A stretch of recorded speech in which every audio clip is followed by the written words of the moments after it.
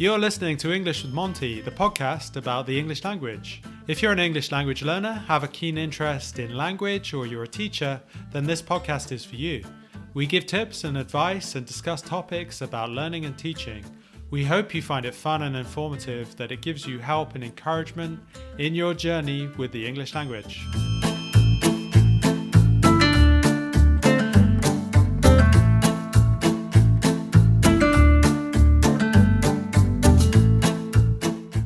Welcome to our third episode of English with Monty, the podcast about the English language. Today, I'm going to do an interview with a very nice chap from Italy. His name's Niccolò. He came over to London a while ago for an experience, and I wanted to have a bit of an interview with him just to get some idea of how he felt about his experience, and potentially so that listeners, you can come over to London too, because Monty is based in London, and just to give you an idea of how it could be for you. So, hi, Niccolò, how are you?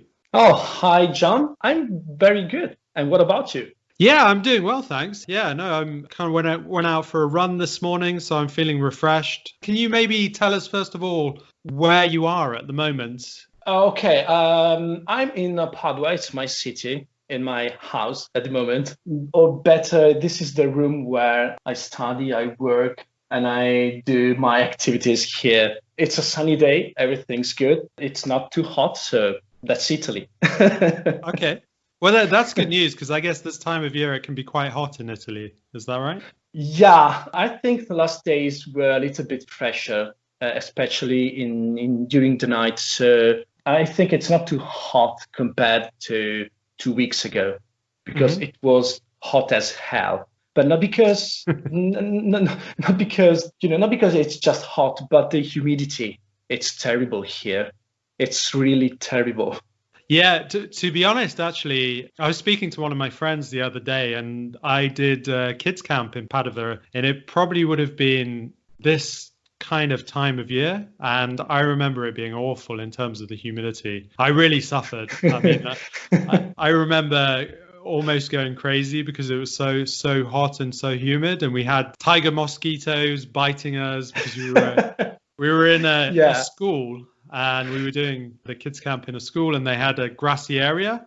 And in the grassy area, there were so many giant tiger mosquitoes, and yeah, they really did enjoy eating our legs, which was fun. So because you were yummy for them. Yes, the yummy English meat. Okay, anyway, let me crack on with the first question I have for you. And feel free to kind of interrupt me or kind of ask any questions you have for me. So my first question is just to tell the listeners as well, because I know, but when did you come to London and how long were you in London? I had been in London for 2 months. Yeah, 2 months. And it was February, 21st of February.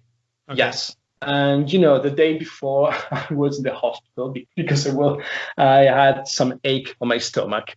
So maybe that was a signal to say, don't go in London this period, because it was raining all the time. Raining for both months. It rained for the whole month. So you're going to perpetuate the stereotype of London always raining? No, no. I like the rain. And I was thinking to play my bagpipe, because I play the medieval bagpipe. And on my idea was, okay, during the Sundays, on some days I could go to some parks to play my bagpipe, but I couldn't because it was raining a lot. Yeah, I was freezing and it was almost impossible. I think it was sunny just the first week and the last week. Okay. When it was there. But I guess that was from February to April, is that right? Yeah. So, yeah, I guess for listeners to know, that's probably not the best time to come to London if you're coming for a short period. Because I guess, I would say probably between February and kind of March, April. It depends on the year. But sometimes March can be quite nice, but not always. And February is normally quite cloudy. It's not always great weather, and it's normally quite cold. And then, March could be very nice, could be horrible, and then April as well is quite similar. Could be quite nice, but could be horrible. So yeah, just bear that in mind if you do decide to come. But why did you choose London? What was the reason behind that? Because I went in London because of my work. I wanted to check some agencies and wanted to improve my English more, and because I like the English language a lot. And so I chose London because I think the English accent is my favorite, and because London is like an international port for Europe compared to other cities. Okay, I could have gone to Dublin or Edinburgh, but I preferred London just because I like it. And it's very huge city, but everything is well organized. It's not chaotic. Okay, there's lots of people, but it's very well organized. Okay. Yeah, so you found it easy to travel on the transport and things like that. Yeah. If you use the subway, you can go everywhere, really everywhere. The subway network is fantastic. So you're talking about the tube network, is that right? The tube, okay. Because subway is subway used in maybe in different parts of the world. But it's just my imagination that told that. No, it's correct. I mean, I guess we should clarify really. I guess subway you would generally use that in America. So the Americans would say subway and then in the UK we would say underground, or we would say the tube. I guess the tube is more like a slang expression. But yeah, in London often you'd hear people say, "Oh, I'm going on the tube." Yeah. I'm writing them down on a paper because I want to study that. Oh no, fair enough. That's always a good student, so that's impressive. I like that. Well, actually, maybe first of all I should say to the listeners what you do, because I find it fascinating. If you don't mind, Niccolò, I mean, you're an actor, aren't you? So your idea is to try and get some work over in London. Yeah, I started acting 24 years ago, and I started being a professional almost 8 or 10 years ago, and the business in London is completely different from the business in Italy. So I wanted to expand my work, and I really like the productions that are made in London. So I like to talk in English, and I really enjoy to act in English. I'm working on some monologues in English, because I must produce some new material, multimedia material. I choose London for that. That's because I said it was for work, but I had a lot of fun, really. In 2 months I just studied English. I think you saw me more than your girlfriend. Yeah,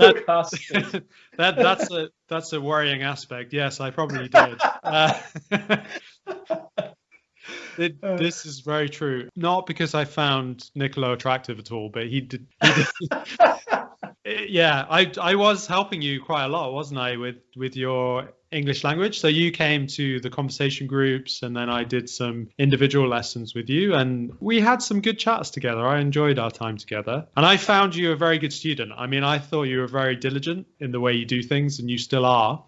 So for me, as a teacher, actually, that is very satisfying to see a student that's that diligent and that focused on improving their language skills. So yeah, that's good. You helped me a lot, really, because you know that I started studying English by myself. And I was studying very hard in the past, but you gave me some, how can you say it? Some fixes, some hints that really changes my way of speaking English. Really. That's great to hear. Thank you. Yeah. So, but I have a question for you, John. Yeah. When did you decide to become an English teacher? Well, I suppose I didn't really consciously decide to become an English teacher. I wanted an experience abroad, and I really loved Italy. So the way that I could go to Italy was teaching in kids camps, or that was what I found, because I wanted to go over there for the summer and enjoy the beautiful weather over there and have a good time, basically. So at the beginning, I wasn't consciously thinking, hey, I want to be an English teacher. It was more a case of that was what was going to take me to Italy. And my initial plan was rather naively to learn the Italian language in the space of about 6 months, which I realized when I got there that was never going to happen. And then after that, my plan was actually to go to Canada, and live there for a period of time. But I enjoyed living in Italy, and I don't know if I told you, I think I probably did. I lived fairly close to Padova. I lived in Treviso for a period of time. I met a lovely Italian girl who lives closer actually to Padova. She's from, I think it's Piove di Sacco, is that the name? Oh, it's in Padua. It is, yes. Really? Yeah. So she was from there originally. I got to know the area very well. So I'm gonna see you in Padua in a short period of time. I hope so, yeah. Well, no, she's not my girlfriend now. So okay. This was in 2005. So yeah, it was about 15 years ago. So that's when I went. Okay, I think being a teacher is completely different of practicing the activity. I mean, if you are a good scientist, it doesn't mean that you can teach math. So I think teaching is a very difficult job. And if you discovered it some years ago, because you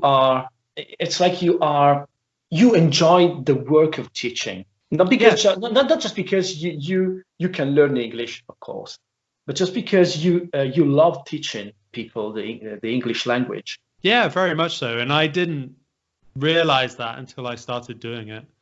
And one of the main reasons why I really love doing it is because I love spending time with people. I love to see people improve their skills and potentially get to their goals. So my idea with Niccolò really is why I've invested so much time and effort in him is because eventually he's going to become a star and he's going to invite me to all the parties.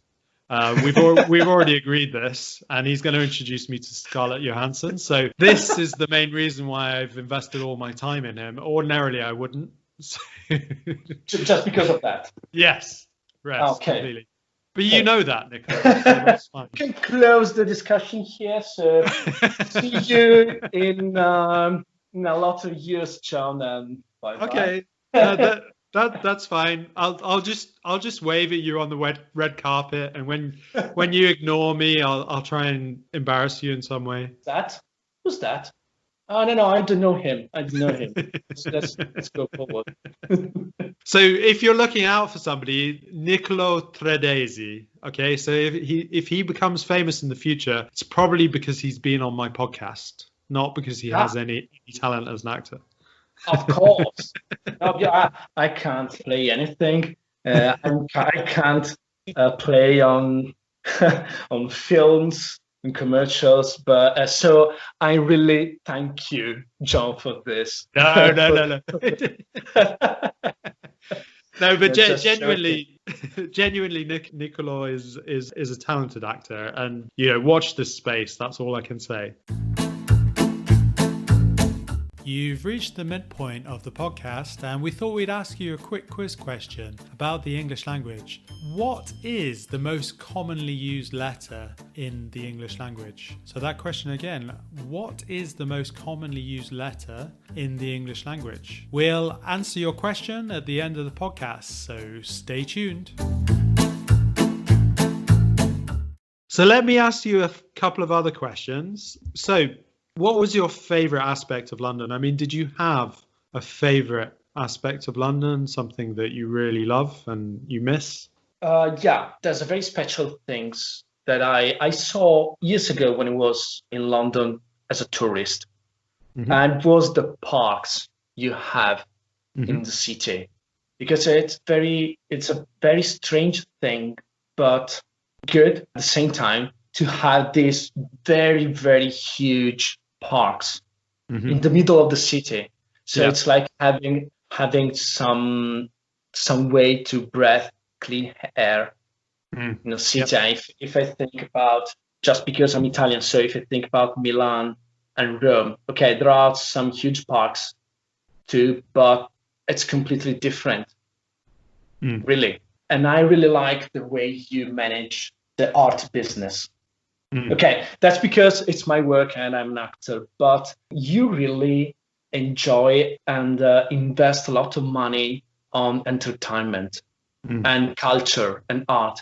And that's a very, very good thing. It's like investing on the people culture, invest on the people life, because you invest on the people emotions and you want the people to enjoy some shows. So everything is very dynamic. Those are the main aspects that I loved in London. Okay, even my English teacher, John. Okay. You don't have to say that. I'm not paying him for this interview. So yeah. No, but I can say that you really get into your work in the teaching, because I think your work has a social function. Do you think that? I mean, when I was in the classroom talking with people from different cultures and nations, I really enjoyed talking in English with them, but even understanding how the culture is different compared by mine. So do you think your work has a social function? Yes, very much so. I mean, I think particularly when or teaching in London. I mean, I've been teaching in London maybe for the past 9 years now, I guess. And I was in Italy before, and in Italy, it does play a role, but not in the same way it does in London, because I guess in Italy, a lot of the time, people aren't hugely motivated necessarily, because it depends on what they want to do. I mean, some people are definitely because they really need it for their work or they really need it for travel. But in London, everybody is motivated because they're here either to improve their job prospects or to improve their life in some way. So for them, often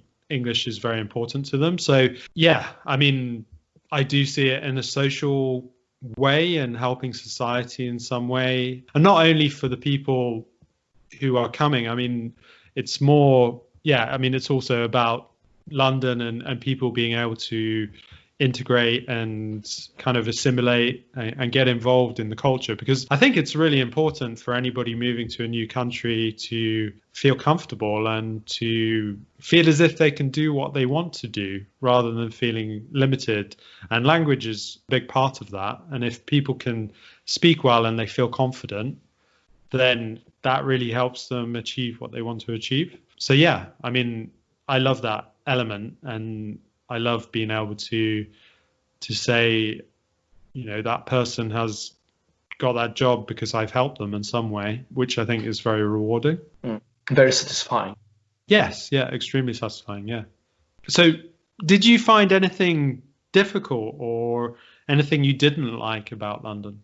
Okay, the food. But that's because I'm Italian. No, but you know, there's a lot of varieties. Lots of variety. Okay, yeah. Lots of variety.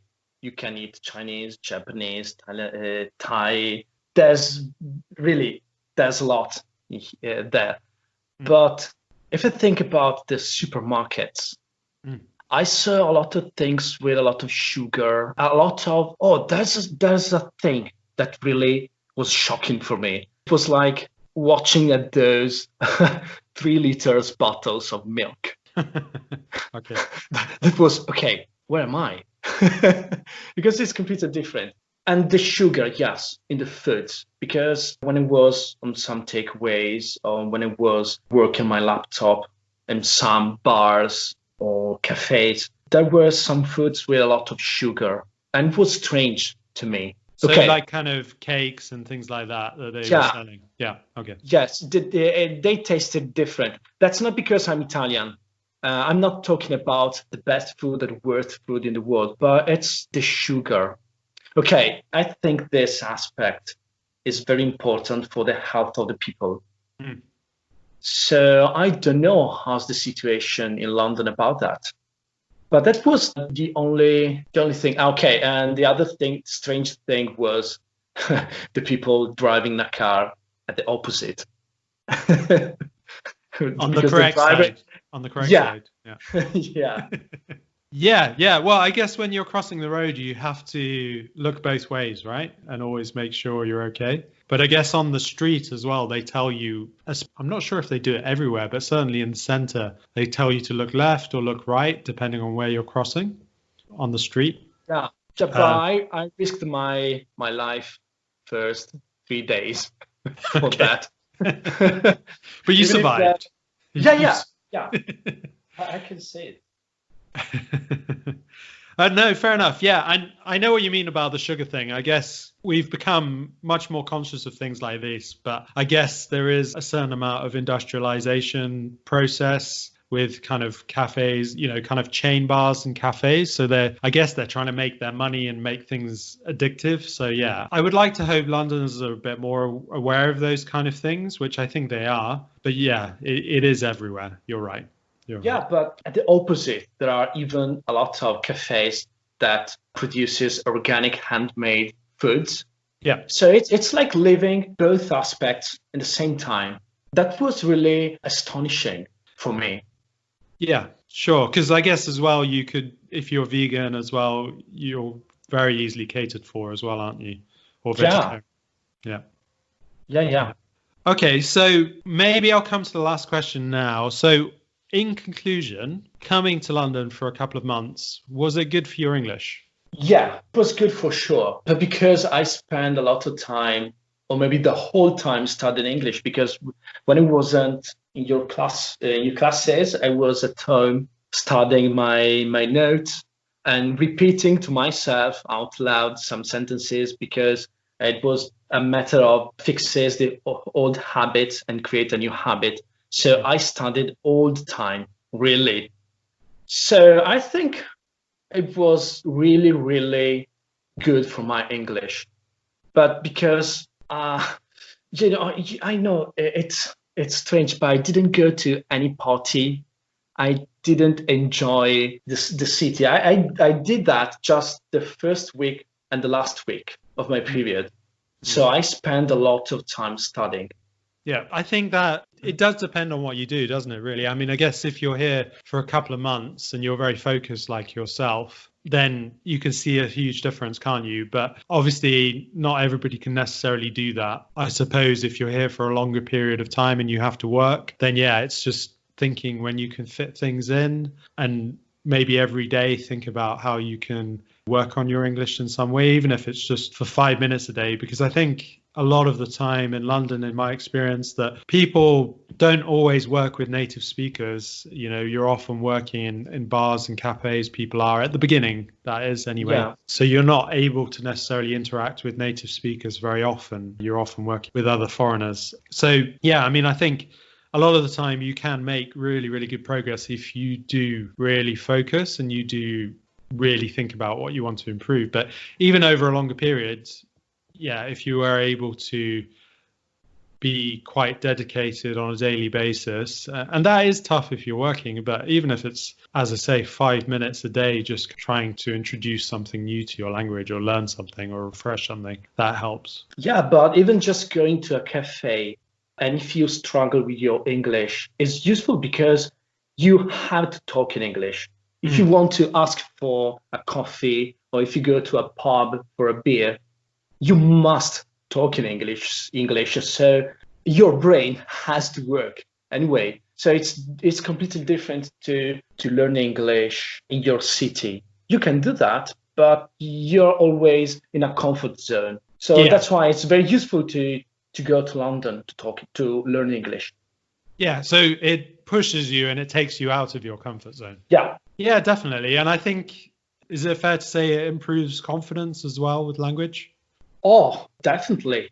Yeah. If I think about the first time, if even if I studied English a lot, it was completely strange because it was like I haven't studied anything at the first time. I think that's because of the comfort zone we were speaking about.